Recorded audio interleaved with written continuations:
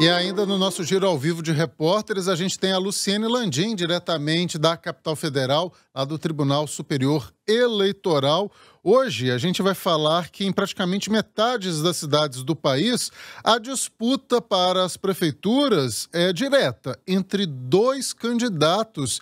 É uma situação curiosa, né? Aqui em Belo Horizonte, por exemplo, em outras cidades maiores, né? Como Contagem, Juiz de Fora, a gente geralmente tem 5, 6 candidatos.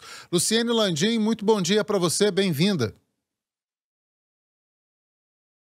Olá, Léo, bom dia para você, obrigada, bom dia aos nossos ouvintes. E a gente traz essa informação hoje, né, que em 2.748 municípios do país vai haver essa disputa direta entre somente dois candidatos ao cargo de prefeito ou de prefeita para o comando de prefeituras. Isso dá 49% do total de 5.569 cidades do país que vão ter eleições no mês que vem, eleições aí para os cargos de prefeito, vice-prefeito e vereador. O percentual neste ano é o segundo maior das últimas 7 eleições, ficando atrás somente do pleito de 2000, quando 2.794 municípios tiveram apenas 2 candidatos ao comando do executivo local. Essa informação, esse levantamento foi feito pela Confederação Nacional dos Municípios. Essa é uma situação inédita em 618 cidades do país. 11%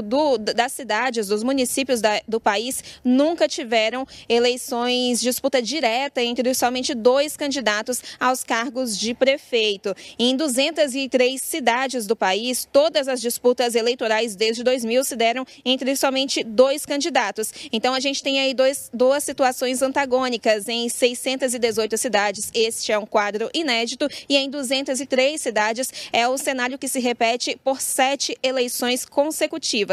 Piauí, Paraíba e Rio Grande do Norte são os estados com os maiores percentuais de disputa direta entre 2 candidatos. Piauí com 76%, Paraíba com 71% e Rio Grande do Norte com 69%. E os estados com menor participação percentual nesse cenário são Rio de Janeiro com 13%, Espírito Santo com 26% e Rondônia com 29%. Mas a gente também tem informação sobre Minas Gerais. Quando a gente considera números absolutos e não somente percentual, o estado lidera o ranking de disputa direta com 429 municípios dos 853 totais, com essa situação de disputa direta entre somente 2 candidatos ao comando de prefeituras. Léo. Luciene, interessante. E uma outra questão que a gente poderia falar é sobre o perfil desses candidatos. Geralmente são mais homens ou mulheres ou varia?